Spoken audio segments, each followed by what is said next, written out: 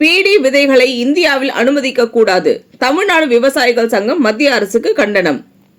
சென்னை சேப்பாக்கம் பத்திரிகையாளர் மன்றத்தில் தமிழ்நாடு விவசாயிகள் சங்கம் சார்பில் செய்தியாளர் சந்திப்பு அச்சங்கத்தின் மாநில பொதுச் செயலாளர் மாசிலாமணி அவர்கள் தலைமையில் நடைபெற்ற இந்த செய்தியாளர் சந்திப்பில் உலகநாதன் முன்னாள் எம்எல்ஏ, மாதவன், முல்லை, ஜோசப், பாஸ்கர், சரபோஜி ஆகியோர் உடனிருந்தனர். தமிழ்நாடு விவசாயிகள் சங்கத்தின் மாநில பொதுச் செயலாளர் மாசிலாமணி செய்தியாளரிடம் கூறியதாவது: சென்னை பத்திரிகையாளர் மன்றத்தில் நடைபெறுகிற இந்த செய்தியாளர் சந்திப்புக்கு வருகை தந்திருக்கிற ஊடக நண்பர்கள் அனைவருக்கும் முதலில் தமிழ்நாடு விவசாய சங்கத்தின் மாநில தலைமையின் சார்பில் வணக்கத்தை, நன்றியை தெரிவித்துக் கொள்கிறோம். இன்றைய எங்கள் செய்தியாளர் சந்திப்பில் தமிழ்நாடு விவசாய சங்கத்தின் மாநில நிர்வாகிகள், குறிப்பாக முன்னாள் சட்டப்பேரவை உறுப்பினர் உலகநாதன் மற்றும் அனைத்து நிர்வாகிகளும் கலந்து கொண்ட இந்த கூட்டம், குறிப்பாக இன்றைக்கு எதிர்கால சந்ததியை வாழ வைக்க முடியுமா என்கிற அச்சத்தோடு இருக்கிற நிலையில் ஒரு புதிய வெளிப்பாடு இன்றைக்கு வந்திருக்கிறது. குறிப்பாக கடந்த 4/5/2025 அன்று டெல்லியில் ஒன்றிய வேளாண் துறை அமைச்சர் மரியாதைக்குரிய சிவராஜ் சிங் சௌஹான் அவர்கள் ஒரு புதிய செய்தியை வெளியிட்டிருக்கிறார். மரபணு மாற்றப்பட்ட, அவர் திருத்தப்பட்டது என்று சொல்கிறார், 2 நெல் வகைகளை புதிதாக அறிவித்திருக்கிறார். அது 30% விளைச்சலை கூடுதலாக கொடுக்கும் என்கிறார். தண்ணீர் தட்டுப்பாடு, பருவகால இடர்பாடு இவைகளையெல்லாம் தாங்கி வளரக்கூடிய ஒரு புதிய இனத்தை நாங்கள் தயார் செய்திருக்கிறோம். இது மரபணு மாற்றல்ல, மரபணு திருத்தம் என்று கூறுகிறார். மரபணுவை மாற்றினாலும் திருத்தினாலும் மூலக்கூறு சிதையும். ஆகவே அது மரபணு மாற்றி என்பதுதான் பொருத்தம். ஏன் மரபணு திருத்தம் என்று அறிவிக்கிறார் என்றால், உச்சநீதிமன்றத்தில் இந்த மரபணு மாற்று பயிர் குறித்து ஆட்சேபனை தெரிவித்து உச்சநீதிமன்றத்தில் வழக்கில் இருக்கிறது. வடக்கில் இருக்கிற அந்த சொல்லை மாற்றுவதற்காக திருத்தம் என்று அறிவித்திருக்கிறார். இன்றைக்கு இந்த திருத்தம் என்று சொல்லப்பட்டிருக்கிற மரபணு என்பது ஒரு 20 ஆண்டுகளுக்கு முன்னாலே முதலில் பருத்தி பயிருக்கு வந்தது.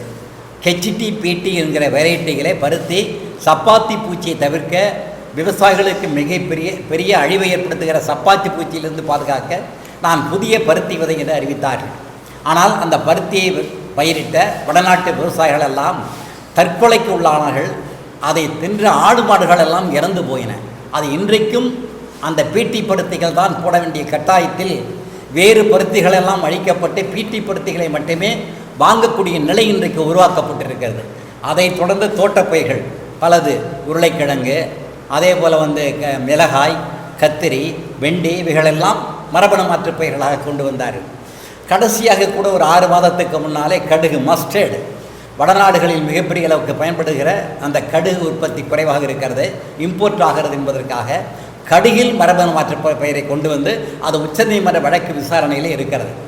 அந்த வழக்கு விசாரணையில் ஒன்று சொன்னார்கள், இந்திய அரசு கட்டுப்பாட்டில் இருக்கிற GEC, genetic engineering authority council, அந்த கவுன்சில் தான் உணவு பயிர்களை ஆய்வு செய்து அறிக்கை கொடுக்கிற நிறுவனம். அந்த அரசாங்கத்தினுடைய நிறுவனமே கூறுகிறது, இந்தியாவிலேயே பீட்டியை பற்றி ஆய்வு நடத்துவதற்கு எந்த தொழில்கூடமோ ஆய்வுக்கூடமும் இல்லை என்று. அப்படியாப்பட்ட ஒரு மோசமான விதையை இன்றைக்கு அறிமுகம் செய்திருக்கிறார்கள். பசுமை புரட்சி வந்ததால் இன்றைக்கு என்ன பெரிய அளவுக்கு உற்பத்தி பெருகியிருக்கிறது, அந்நிய செலாவணி பெருகியிருக்கிறது, ஏற்றுமதி ஆகிறது.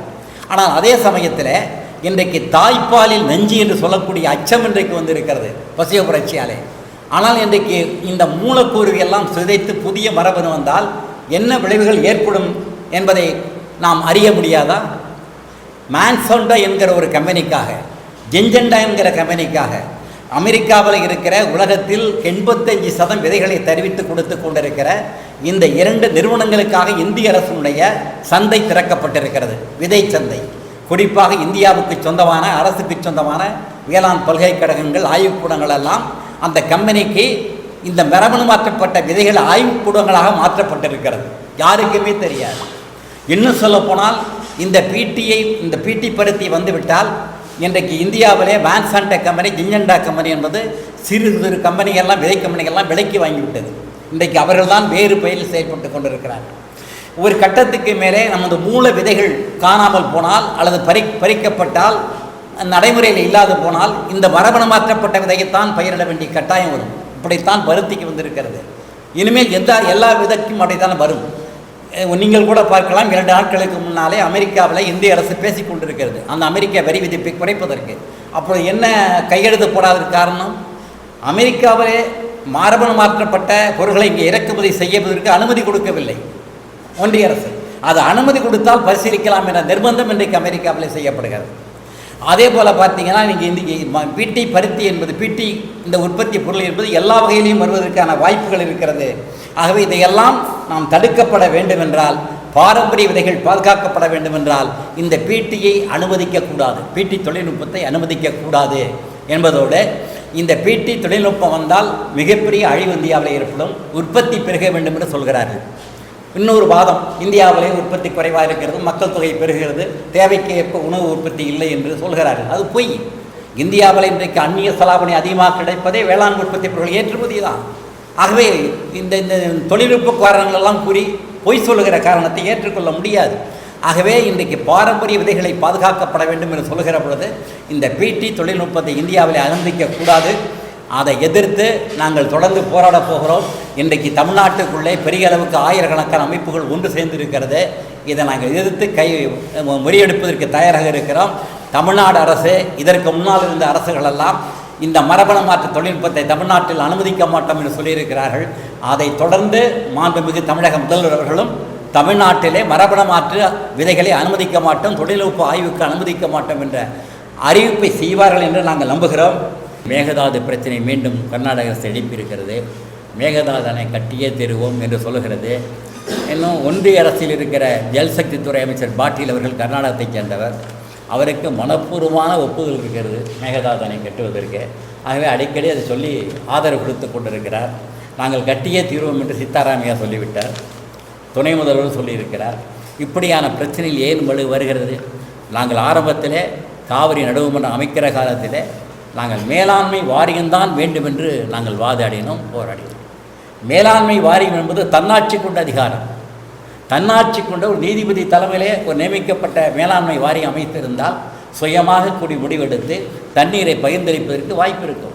ஆனால் இன்றைக்கு இருக்கிற வேளாண் ஆணையம் என்பது ஆணையத்தினுடைய தலைவர் யார்? மத்திய நீர்ப்பாசனத்துறையில் ஒரு அதிகாரி, ஒன் ஆஃப் த ஒரு அஃபிஷியல் கிரேடு தான். அவர் ஒன்றிய அரசுடைய கைப்பாவையாக செயல்படுகிற ஹல்தர் என்கிற ஆணையர் ஒன்றிய அரசுடைய கைப்பாயாக செயல்படுகிறார். ஆகவே விருப்பத்துக்கு அஜெண்டாவிலே சேர்த்தார்கள் மேகதாது அணை கட்ட வேண்டும் என்று. இந்த நேரத்தில் தான் ஒன்றிய அரசு ஒரு தகவல் கூறியிருக்கிறது. ஒன்றிய வேளாண் துறையிலிருந்து என்ன தகவல், அமைச்சர் நீர்ப்பாசனத்துறையில் என்ன தகவல் இருந்தால் தமிழ்நாட்டிலே காவிரி பாதுகாக்கப்படலாம் என்று சொன்னார்கள். அது எங்களிடம் அனுமதி பெறவில்லை, எங்களுக்கு தெரியாது, எங்கள் கெசட்டில் இல்லை. காவிரி பாதுகாப்பதை கொண்டு வந்ததாக ஊராக கூட்டம் போட்டு சாதனை பட்டியலில் சேர்த்து அதற்கு பெரிய அளவுக்கு விளம்பரம் செய்த கடந்து போன அதிமுக ஆட்சி அவர்கள் தான் பெரிய அளவுக்கு அதை சொன்னார்கள். நாங்களும் ஏற்றுக்கொண்டோம். தமிழ்நாட்டில் வேளாண் பாதுகாப்பு வந்துவிட்டது, குறிப்பாக காவிரி டெல்டா பாதுகாக்கப்படும், ஹைட்ரோ கார்பன் மீத்தலிருந்து பாதுகாக்கப்படும் என்று கிடைத்தோம். ஆனால் அந்த கெசட்டில் வெளியிட ஒன்றிய அரசு சொல்லியிருக்கிறது. இது ஏமாற்று வேலை. யாரை ஏமாற்றுவது? முந்தைய அதிமுக ஆட்சியா, ஒன்றிய அரசா? இதுவரை இதுக்கு பதிலே சொல்லலை. தமிழகத்தினுடைய அதிமுக முதலமைச்சர் இந்த சட்டத்தை கொண்டு வந்தோம் என்று பெருமையாக பறைசாற்றிக் கொள்பவர், மேட்டூர்களை சிலை வைத்திருக்கிறவர், நினைவுத்தூண் வைத்திருக்கிறவர். இதை பற்றி இன்னும் சொல்லவே இல்லை. மேலாண்மை வாரியம் கெசட்டில் இருக்குது, காவிரி ஆணையம் கெசட்டில் இருக்குது அப்படி சொல்லலை. ஏமாற்று வேலை. எதையாவது சொல்லி மேடையில் சொல்லிட்டு போடுது. விவசாயிகளுக்கு பாதகம் விளைக்கிற இந்த முறைகளை எல்லாம் நாம் தவிர்க்க வேண்டும், கண்டிக்க வேண்டும் அடிப்படையில் தான் குறிப்பாக ஒன்றிய அரசு சம்பந்தப்பட்ட அந்த கோரிக்கைகளை நாங்கள் நாளையிலிருந்து 2 நாட்கள் சேர்ந்த டெல்லியில் தேசிய குழு கூட்டம் கூடுகிறது. எங்களுடைய ஆல் இண்டியா கிசான் சபா கூடுகிறது. அந்த கூட்டத்துக்கு நாங்கள் எல்லாம் சொல்கிறோம். அந்த கூட்டத்திலே இந்த ஒன்றிய அரசு சம்பந்தப்பட்ட டிமாண்டெல்லாம் நாங்கள் வைத்து இந்தியா முழுவதும் ஒரு போராட்டத்தை திட்டமிடுவதற்கான ஏற்பாடுகள் செய்ய போகிறோம் என்று தெரிவித்து இந்த செய்தியாளர் சந்திப்பில் வருகை தந்த உங்களுக்கு நன்றி கூறி இதை செய்தியாக்கி தமிழக வேளாண் மக்களுக்கு உதவிடுமாறு கேட்டுக்கொள்கிறோம். இந்த வீடியோ உங்களுக்கு பிடிச்சிருந்தா லைக் பண்ணுங்க, கமெண்ட் பண்ணுங்க, ஷேர் பண்ணுங்க, சப்ஸ்கிரைப் பண்ணுங்க.